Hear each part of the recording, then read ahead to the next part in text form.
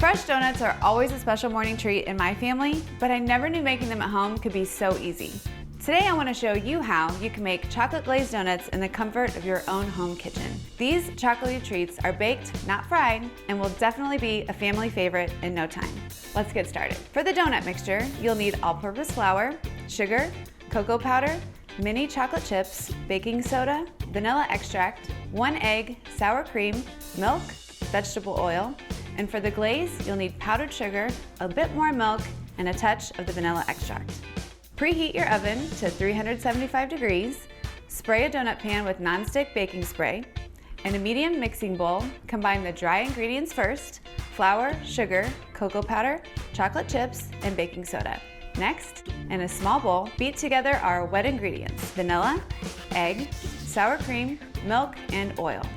Now, stir the wet ingredients into the dry until just combined. Be careful though, you don't want to overmix your batter. We want our donuts to be nice and fluffy. Now it's time to transfer the batter to a piping bag or a large Ziploc closed bag with the corner snipped off, and pipe into the donut pans.